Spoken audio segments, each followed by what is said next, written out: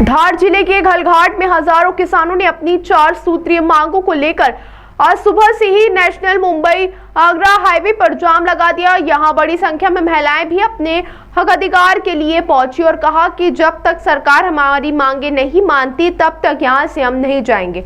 ना तो मक्का के ऊपर समर्थन मूल्य मिल रहा है, ना ही सीसीआई सही दामों पर फसल खरीद रही है। इसीलिए हमने ये निर्णय लिया है कि सरकार हमारी बातें मानने पहले सरकार को किसानों के द्वारा चिताया गया था, बावजूद सरकार ने किसानों को सूचित नहीं समझा, जिसके चलते बड़े निर्णय के बाद धार जिले के मुंबई आगरा नेशनल हाईवे 3 पर जाम लगा दिया और सरकार को कहा कि आपने जो वादा किया था किसानों की आय दोगुना होगी, बस वही हम दे दे। किसानों के नाम पर झूठ बोलकर किसानों की वाहवाही लेना चाह रही है सरकार, परंतु हालात यह है कि ना तो किसानों को समय पर खाद दवाई उपलब्ध होती भी तो नकली, जिसका चलन बाजार में धड़ल्ले से चल रहा है, मगर अधिकारी भी मुख्य दर्शक बने हैं। वही ना ही समय पर बिजली मिलती है और मिलती है तो बिल का एक झटका लगा देते हैं। ऐसे में सरकार को गूंगी और बहरी ही कह सकते हैं। अगर सरकार हमारी मांगे नहीं मानती तो हर रोड पर चक्का जाम होगा, ऐसा वल्लभ भाई किसान नेता ने कहा।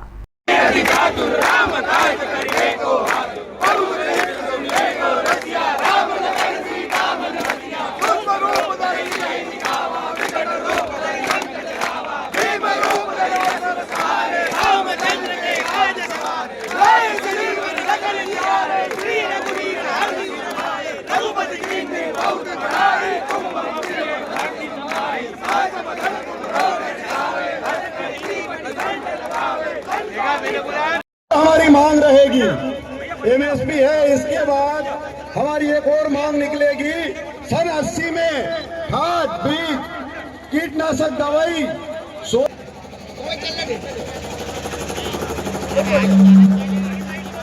समस्त धरती पुत्र अन्नदाता किसान भाइयों से निवेदन है कि नेशनल हाईवे पर और यहाँ पर किसानों ने चक्का जाम कर रखा है।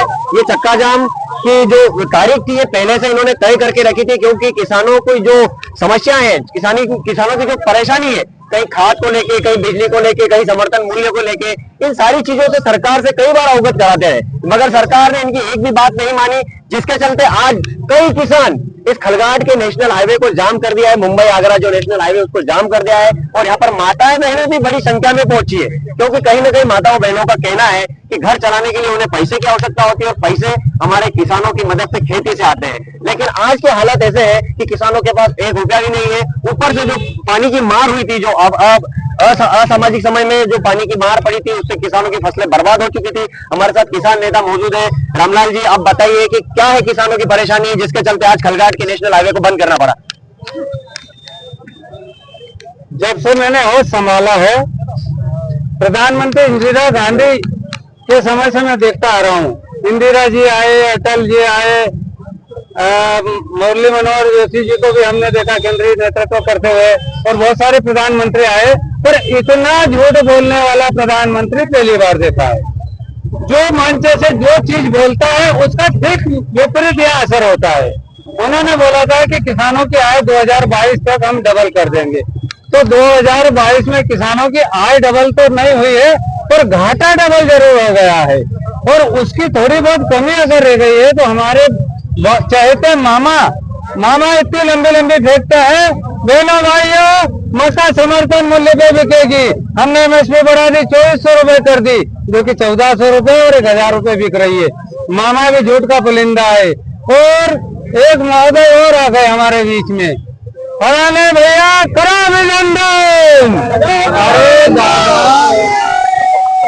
आप किसान हितैषी नीतियां बनाओ, किसान की इस फसल को समर्थन मूल्य पे बेचो, फिर हम आपका अभिनंदन करेंगे। वैसे फालतू मुंह सुखाने और हाथ उठाने से किसान किसी का अभिनंदन नहीं करेगा। चारों तरफ से मुसीबत में किसान है। एक तरफ उसको सही बीज नहीं मिल रहा है, खाद नहीं मिल रहा है, दवाई नकली मिल रही है, महंगे दामों पर मिल रही है। 50 किलो की बोरी को 5 किलो कम करके यूरिया को वापस मूल्य बढ़ा दिया गया है, डीएपी के मूल्य बढ़ा दिए गए, सभी तरफ से जकड़ दिया गया किसान को। और जो भी फसलें उसको जो मूल्य समर्थन मूल्य घोषित किया है उससे आधे से भी और अंदर समर्थन मूल्य पे खरीदी नहीं हो रहे के कारण मंडियों में व्यवस्था बद से बदतर हो गई है।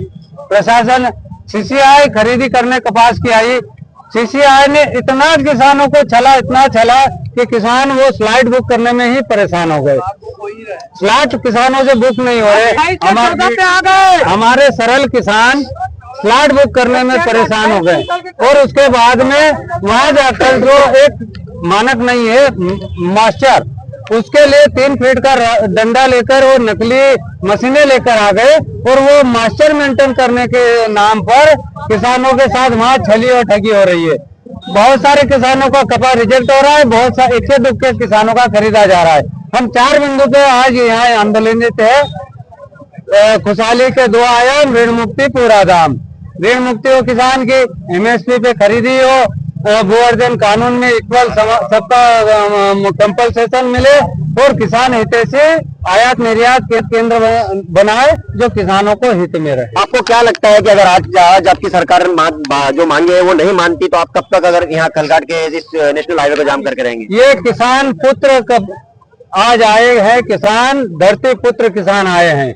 और किसान अगर चिलचिलाती धूप में जमीन का छाती चीर कर अपना बीज बोकर फसल तैयार करता है तो यहाँ से बिना किसी सार्थक परिणाम से घर जाने वाला नहीं है।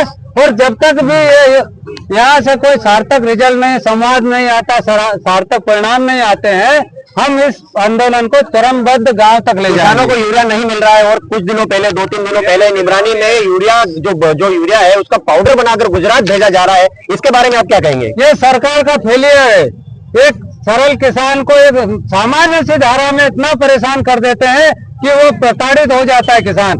और इतने बड़े इंडस्ट्रियल एरिया में घपले हो रहे हैं, संबंधित विभाग आज बंद करके बैठा है। इन लोगों को चाहिए कि अपने जो भी तंत्र है, तंत्र को एक्टिवेट करे और यूरिया किसान को मिले और वो भी ओरिजिनल यूरिया किसान को मिले। आपने जो बिजली की बात कही है कि बिजली किसानों को कम से कम 12 घंटे मिलनी चाहिए, दिन में मिलनी चाहिए, लेकिन मुख्यमंत्री जी बार-बार ऐलान तो करते हैं कि इनको दिन में बिजली दी जाए, लेकिन क्या वास्तव में दिन में बिजली आप लोगों को मिल रही है? नहीं मिल रही। कहने को डॉक्टर पदवी है हमारे मुख्यमंत्री जी की, अपने आप को डॉक्टर कहते हैं, पर डॉक्टर की गरिमा को नहीं दिखा रहे हैं।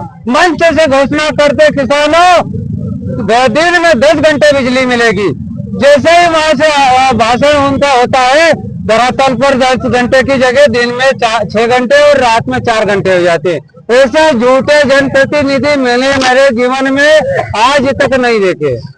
हाल ही में आकस्मिक बारिश के कारण कई फसलें बर्बाद हुई है, किसानों की फसलें बर्बाद हुई है, उसका किसी को मुआवजा मिला है जिससे वो बीमा काट मुआवजे के नाम पर फसल बीमा भी प्रधानमंत्री ने चलाया है और उसमें लाखों करोड़ों रुपए की प्रीमियम ली है और हजारों और सैकड़ों में हमें कंपल्सेशन दिया है। तो उसमें भी सबसे बड़ा स्कीम ये फसल बीमा का है। और किसानों की फसलें जो सोयाबीन की खराब हुई है, कपास खराब हुआ है, उसपे भावांतर के नाम पे भी किसान को चला गया है। ये थे हमारे किसान और यहाँ काफी सारे किसान हैं, आप देख सकते हैं जिनकी पीड़ा है, जिनकी समस्या है, जिनकी परेशानी है, जिसके चलते आज कई सालों के बाद एक बार फिर किसानों ने नेशनल हाईवे जाम किया है, जो यादगार रहेगा। कैमरामैन घनश्याम पाटीदार के साथ आशुतोष सेन, ब्यूरो रिपोर्ट।